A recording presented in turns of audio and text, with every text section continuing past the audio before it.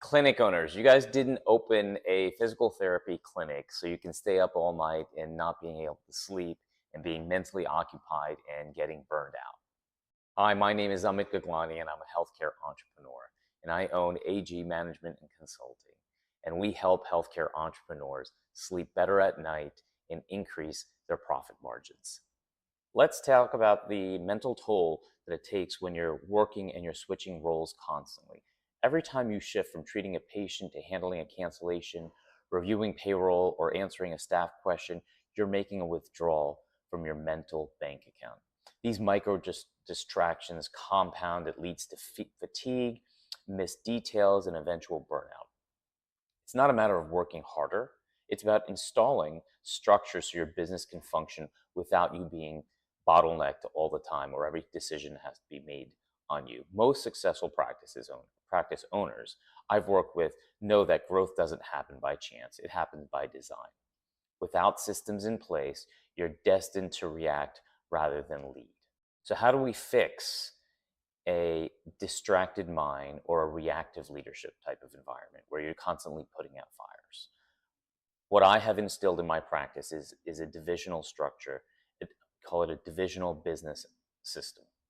We break down the businesses into functional divisions: the executive division, financial, production, communication, PR, marketing, and quality control. Each division must have a clearly defined product and measurable statistic. This structure allows you to evaluate performance objectively and pinpoint problems before they spiral. When staff know what success looks like and how to measure it, you eliminate ambiguity and reduce your decision fatigue. I've seen it many times where owners are too not confident in their ability, so they do not want to delegate because, quite honestly, they don't know themselves. And when they don't delegate, what happens is you get more work on your plate. So, what should we delegate? What tasks? Well, I'll tell you the number one task not to delegate: negotiations.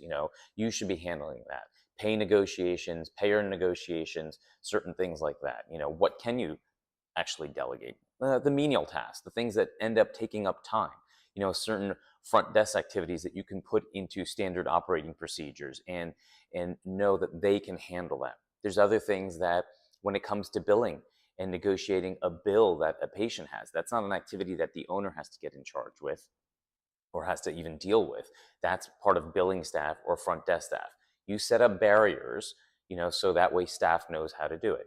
In the book 4-Hour Work Week by Tim Ferriss, he had set up literally a 4-hour work week, and everything was done by his VAs because his VAs actually had parameters on how to operate. And that's what you're trying to do. You're trying to develop parameters on how to operate certain areas of your practice so that way you can act as the CEO of the company. One of the things that I talk about a lot with my fellow owners as well as my clients is setting up your calendar. You have to create time blocks. Now, an ideal environment is to start with 5 hours a week. Now, it doesn't have to be 5 hours grouped together at one day. It could be spread out through the week: 2 hours, 2 hours, an hour. That work during that time is blocked and no one should be interrupting you. You have to let the staff know that this is not to be interrupted during that time. And you're working on the business, not in the business at that time. And what you will notice is that time, once you get into actually working on the business, you're going to start putting systems into the business. You're going to be improving the business.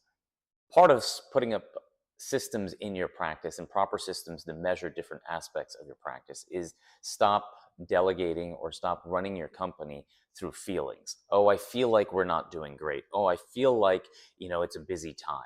Don't use feelings, use objective measurements: KPIs, key performance indices, or statistics. If you monitor your company through statistics, it's objective and it's not subjective. And you want to use objective data to run your company. Another thing that is causing stress and holds us back is mental loops. Now, what are mental loops? Now, these are things that are incomplete activities. If you have a list of incomplete activities, they start to build up in your head. You start to feel fatigue, you start to want to go to bed early, you start to just feel tired in general because you have all these open loops that are still there. Now, how I was able to do it as an executive function is I would list all the activities that I had starting from the beginning of the week all the way through the end of the week. And I'd write a little line or a little arrow, what was the next step that was needed for that activity. Each activity that I had a next step.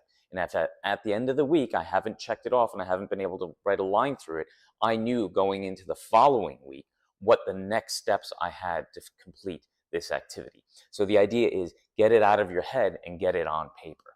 This helps you reduce stress. We work really hard during the week. The last thing we want on our weekends is thinking about business. Doing these little mental tricks helps us to give more, breath, and gives us more mental bandwidth at the end of the day. At the end of the day, all these tips and tricks are for one thing: clarity is power. Keeping your mind clear on the goals and what you need to do on a daily basis is huge. So clarity is power. And contact me, Amit Gaglani, at AG Management and Consulting, and let us have a conversation and see if we can work together and what I have done in my past, to get me to where I am. And the tips and tricks that I've learned from others and some of the courses that I took in business as well. And let us have a conversation.